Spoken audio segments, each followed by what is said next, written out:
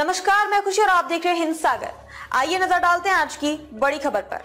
विपक्षी दलों का अस्तित्व खतरे में, केशव प्रसाद मौर्य बोले। इस बार नहीं खुलेगा सपा बसपा और कांग्रेस का खाता। केशव प्रसाद ने कहा कि सपा के पीडीओ को पिछड़ा, दलित, अल्पसंख्यक नहीं, परिवार डेवलपमेंट अथॉरिटी कहिए, क्योंकि वह परिवार केंद्रित पार्टी है। भाजपा का नारा सबका साथ सबका विकास, जबकि सपा एनडीए गठबंधन का नारा कुछ का साथ कुछ का विकास, परिवार का विकास, गुंडों माफिया अपराधियों का विकास है।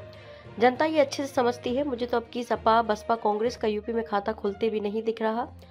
मोदी सरकार की हैट्रिक के प्रति आश्वस्त उप मुख्यमंत्री केशव प्रसाद मौर्य का स्पष्ट तौर पर कहना है कि देश में लोकतंत्र को खतरे में बताने वाले विपक्षी दलों का राजनीतिक अस्तित्व ही खतरे में है, इसलिए वे अनर्गल प्रलाप कर रहे हैं। इस बार सपा बसपा कांग्रेस में से किसी का भी खाता खुलने वाला नहीं है। चुनावी व्यस्तता के बीच केशव प्रसाद मौर्य से उनके कालिदास मार्ग स्थित 7 नंबर बंगले पर राज्य ब्यूरो प्रमुख अजय जायसवाल ने बातचीत की।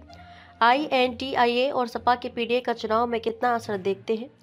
सपा की पीडीए को पिछड़ा, दलित, अल्पसंख्यक नहीं, परिवार डेवलपमेंट अथॉरिटी कही, क्योंकि वह परिवार केंद्रित पार्टी है। भाजपा का नारा सबका साथ सबका विकास, जबकि सपा एनडीए गठबंधन का नारा कुछ का साथ कुछ का विकास, परिवार का विकास, गुंडों माफिया अपराधियों का विकास है। जनता ये अच्छे से समझती है, इसलिए मुझे तो अब की सपा बसपा कांग्रेस का यूपी में खाता खोलते भी नहीं दिख रहा। हम सभी 80 सीटें गठबंधन संग जीतेंगे। विपक्ष को लगता है कि देश का लोकतंत्र खतरे में है, लेकिन खतरे में नहीं है, बल्कि ऐसी बयानबाजी करने वाले दलों का राजनीतिक अस्तित्व खतरे में है। जिस लोकतंत्र को वे खतरे में बता रहे हैं, उसी में 25 करोड़ जनता गरीबी रेखा से बाहर निकली है। गरीबों, किसानों, महिलाओं, युवाओं को समर्पित मोदी सरकार की तमाम योजनाओं से भाजपा सरकार लगातार विजय यात्रा पर है। विपक्ष कह रहा है भाजपा राम मंदिर व दूसरे धार्मिक मुद्दों के जरिए लोगों का बेरोजगारी व महंगाई की ओर से ध्यान भटका रही है। राम मंदिर हमारे लिए कभी मुद्दा नहीं रहा, बल्कि यह हमारी आस्था के केंद्र में था। जब हमारे 2 सांसद थे, तब भी हमने कहा था कि बहुमत में आएंगे तब जम्मू कश्मीर से अनुच्छेद 370 हटाएंगे, समान नागरिक संहिता लाएंगे और अयोध्या में रामलला का भव्य मंदिर भी बनाएंगे। मोदी सरकार ने ये सब कर दिखाया। जो काम रह गया है उसे आगे किया जाएगा। सपा प्रमुख अखिलेश यादव आपको सबसे बड़ा गुंडा बता रहे हैं।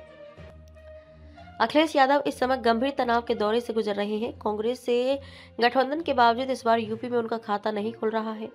पिछले लोकसभा चुनाव में बसपा से गठबंधन करने पर भी हमारे 64 सांसद जीते। पिछले विधानसभा चुनाव में भी सपा 111 पर ही सिमट गई। देखिए, वो अगर मेरे बारे में बोलेंगे तो मैं इतना ही कहूँगा कि मैं एक आंदोलनकारी हूँ। मेरे मुकदमे हिंदुत्व, श्री राम जन्मभूमि, गोरक्षा और दुर्गा पूजा कराने के लिए है।